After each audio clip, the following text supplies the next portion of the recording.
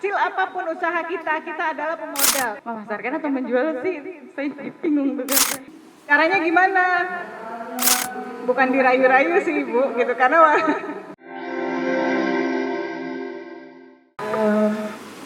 sebelum saya bercerita atau memaparkan, saya ingin bertanya dulu nih karena saya yakin kita akan bicara tentang marketing ekoturism.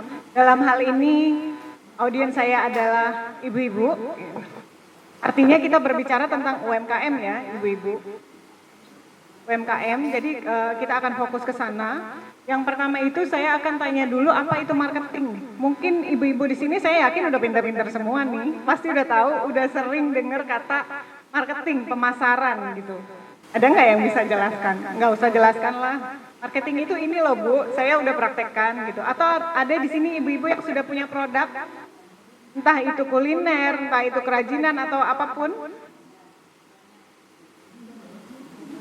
Sudah menerapkan belum? Coba boleh di-share. Di-share.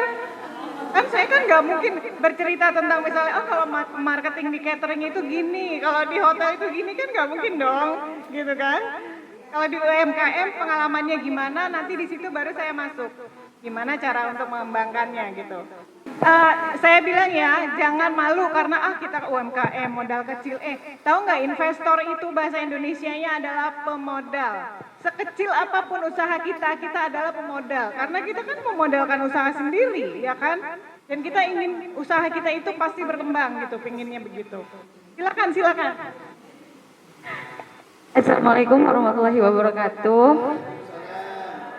Nama saya Ainatul Maufiroh, Bu. Kebetulan sejauh ini saya menjalani pemasaran atau menjual produk gitu ya. Tapi memang produk itu bukan saya sendiri yang menghasilkan. Dalam istilah saya cuma reseller. Ya, gitu. Distributor atau reseller? Tahu saya. Ya, jadi saya biasanya memasarkannya itu memasarkan atau menjual sih, saya bingung tuh kan.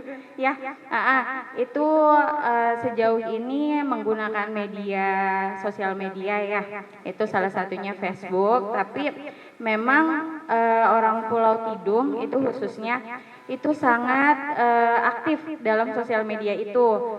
Jadi kan Pak, udah pinter-pinter Pak. Jadi masyarakat Pulau Tidung itu sendiri sangat dibantu juga bisa memanfaatkan media tersebut dalam hal jual beli produk yang dihasilkan dari masyarakat lokal maupun luar gitu. Kelemahan dari saya sendiri itu memang belum bisa bikin packaging. Jadi rata-rata nih di Pulau Seribu ini memang pemasarannya lewat media sosial, terutama Facebook. Kita ada semacam grup ya, Tidung Market Online ya nggak salah ya, seperti itu.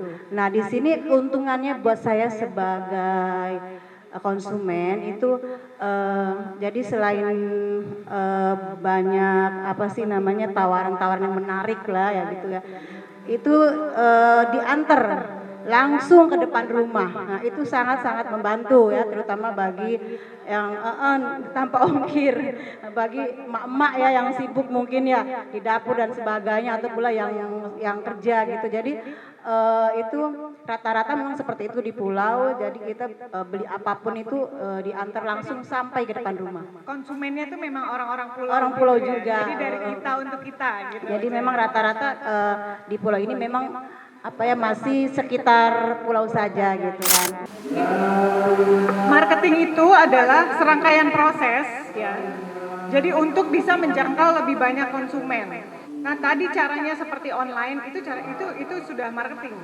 Kalau yang namanya menjual itu ya kita punya barang, modal kita cuma yang penting kita punya barang, kita jual ya sedapatnya aja. Siapa yang mau beli gitu, kayak kita buka warung itu kita hanya menjual. Tapi kalau marketing itu atau pemasaran itu kita berpikir bagaimana caranya supaya orang yang tadinya cuma lewat aja atau orang yang nggak tahu, dia bisa tahu produk kita, bagaimana caranya dia kepingin beli produk kita gitu kan. Yang tadinya nggak pengen beli, tahu-tahu jadi pengen beli, itu yang namanya marketing. Caranya gimana? bukan dirayu-rayu sih Ibu gitu, karena bukan dengan cara dirayu ya, tapi dengan cara kita memahami produk yang kita jual itu apa, keunggulannya itu apa, itu yang kita jual gitu. Selain itu tidak hanya keunggulan dari produk itu sendiri, tapi apa servis yang bisa kita berikan. Nah, maksudnya untuk detailnya tergantung produknya apa, nanti kita akan diskusi.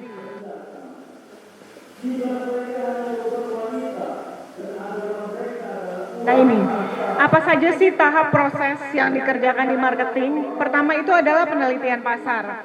Kalau konteksnya di Tidung sini, pasarnya udah jelas ya. Ada dua. Yang pertama pasar lokal, artinya seperti tadi dari kita untuk kita ya, pasar warga sendiri. Yang kedua adalah wisatawan, siapapun yang datang ke sini gitu. Itu ada dua pasar. Artinya pasar kita itu sangat banyak. Tidak hanya kita menjual dari kita untuk kita, tapi kita juga bisa menjual untuk orang lain yang datang ke sini. Kemudian yang kedua adalah dalam penelitian pasar ini. Sebelum yang kedua, dalam penelitian pasar ini yang perlu kita catat adalah mungkin kalau warga sih kita udah tahu ya, karena sama-sama tinggal di sini gitu. Tetapi kalau wisatawan itu kan bermacam-macam ya, dari mancanegara gitu kan. Nah, kita harus mempelajari dulu, mempelajarinya itu nggak susah sih, dari kebiasaan mereka datang ke sini gitu kan. Itu biasanya mereka datang ke sini itu ngapain aja, apa segala macam. Kalau emang kita punya usaha, maksudnya aktivitas gitu loh, aktivitas kegiatan-kegiatan misalnya usaha snorkeling misalnya, itu kita akan tawarkan itu tentunya. Tawarkannya kemana, ya otomatis bisa bekerja sama dengan travel ataupun langsung, tapi enakan kerja sama dengan travel. Tapi kalau kayak gitu-gitu kan mungkin itu bukan pasarnya ibu-ibu, maksudnya yang mengerjakan itu bukan ibu-ibu. Kita hanya berbicara saat ini untuk ibu-ibu aja. Kalau ibu-ibu di sini benar nggak? Ini tebakan saya aja dulu sih, biasanya adalah oleh-oleh, ya kan? Megangnya oleh-oleh. Baik itu kuliner, makanan gitu kan, snack-snack ataupun cenderamata. Nah saya baru 2 kali di sini kemarin juga. Kalau snack-snack itu memang udah lumayan ya, banyak ya. Tapi kalau cenderamata saya belum lihat. Ya. Ada juga ya? Jarang. Kenapa itu ya? Kata belum ada ya. Nah itu salah satu peluang. Di Tidung belum ada cenderamata yang bisa jadi oleh-oleh. Itu bisa dipikirkan sama ibu-ibu. Iya, cenderamata apa yang bisa orang-orang tuh kalau ke Tidung itu, oh pokoknya harus beli itu karena itu ciri khas Pulau Tidung gitu. Yang kedua pengembangan produk. Nah pengembangan produk itu berdasarkan hasil penelitian tadi. Misalkan, di Tidung itu belum ada cenderamata yang menonjol gitu. Itu sebetulnya peluang pasar yang sangat besar. Bukan berarti kulinernya enggak, otomatis kan orang pasti pengen bawa juga oleh-oleh makanan ya. Tapi selain makanan, orang-orang juga biasanya pengen bawa oleh-oleh yang lain gitu, yang merupakan ciri khas produk dari sini. Itu mungkin yang disebut di sini pengembangan produk. Jadi bagaimana kreativitas kita untuk menciptakan sesuatu yang baru. Dan tips dari saya, kebetulan saya juga pernah jualan ekspor ke luar negeri. Orang luar negeri nggak suka pajangan. Nggak laku aja gitu. Mereka pinginnya cenderamata itu yang bisa mereka pakai, ada fungsinya gitu. Itu bocoran sih, karena memang saya juga pelaku untuk ekspor ya untuk beberapa produk cenderamata. Kemudian yang ketiga adalah strategi harga. Strategi harga di sini mungkin ya untuk wisatawan kita bisa jual lebih mahal dari kita jual untuk warga lokal, biasanya gitu. Tapi ya jangan terlalu mahal juga. Ini kelemahan orang-orang kita kadang-kadang ya. Kalau untuk wisatawan, apalagi itu wisatawan asing, itu kemudian harganya loh, mereka juga kan ngerti ya, mereka bisa kurs ini Indonesia, apa maksudnya uangnya mereka terus di Indonesia tuh jadi berapa nilainya gitu loh. Ini ya nggak boleh gitu loh. Jangan sampai seperti itu sih sebetulnya kalau bahasa gampangnya itu curang, nggak gitu juga sih gitu kan. Kalau memang produk kita mau laku lebih banyak gitu, otomatis harganya pun kita harus bersaing gitu loh dengan harga-harga di tempat lain. Kemudian promosi. Nah, promosi kalau saya rasa sih Ibu udah tahu ya caranya promosi. Promosi yang paling gampang sekarang itu online.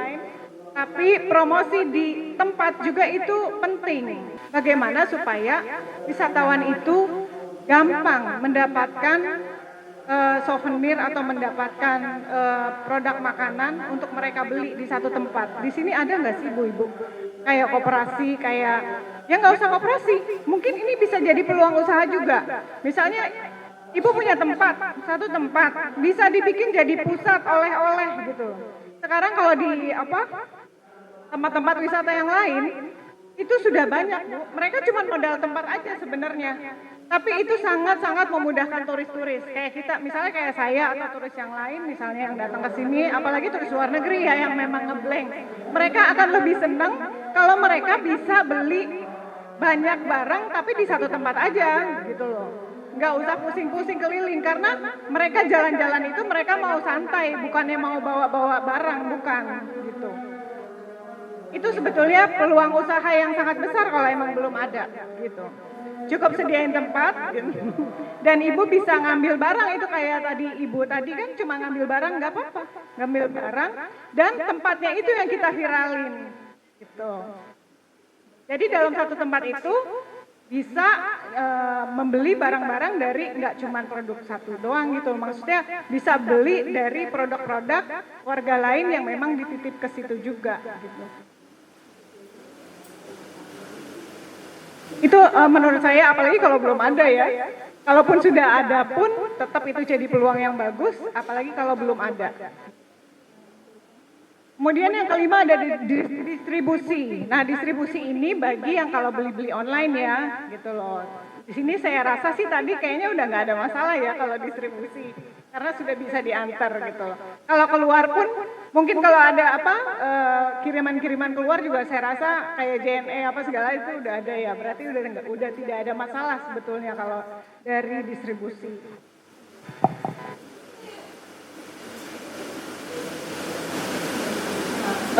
Ini yang tadi sedikit dijelaskan sama Pak Suratno. Sebetulnya apa sih bedanya marketing biasa gitu kan, marketing secara umum sama marketing ekoturisme atau ekowisata ya. Sebetulnya sama aja Bu. Bedanya adalah kita memperhatikan dampak lingkungan, dampak sosial budaya. Yang dimaksud lingkungan ya kita udah tahu lah ya. Yang pertama itu pasti kebersihan. Otomatis kan kalau tempatnya bersih, tempatnya enak, bisa foto-foto juga bagus gitu loh kan. Namanya turis habis belanja di satu toko, kalau tokonya viral kan pengennya foto-foto Bu. Kira-kira gitu. Nah kalau tempatnya bagus, bersih itu otomatis. Kemudian yang kedua adalah bagaimana kontribusinya buat lingkungan. Saya rasa ibu-ibu di sini kalau untuk lingkungan udah jauh lebih tahu dari saya. Apa misalnya dari hasil itu bisa dalam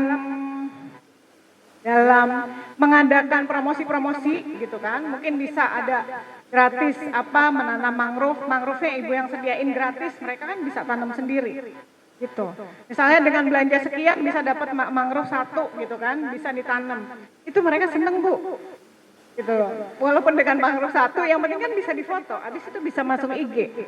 Gitu. Apalagi kalau ibu-ibu kayak saya, gitu kan.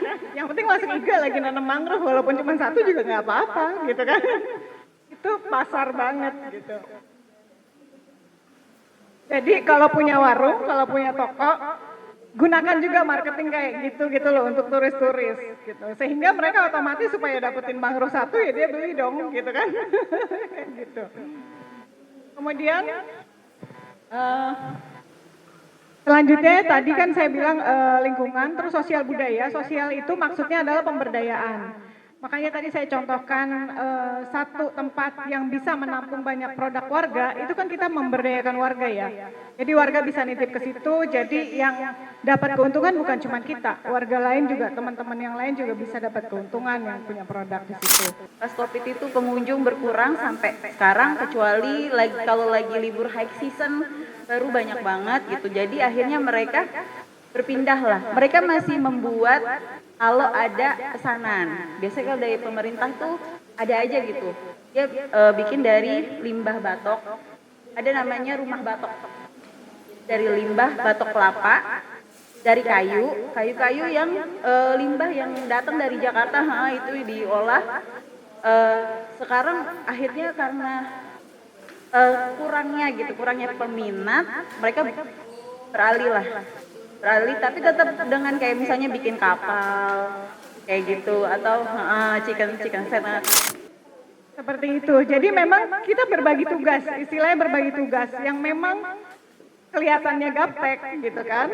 Ya sudah, dia menjalankan fungsi produksinya. Tapi yang bagi yang lebih muda atau yang emang lebih terbuka wawasannya mengenai packaging, mengenai apa segala macam, dia fokus di situ. Barangnya seperti tadi ibu itu udah melaksanakan tuh sebenarnya. Dia kan cuma ngambil barang kan, yang ngapain udah ada yang produksi gitu kan. Kita udah fokus jualan aja kan gitu.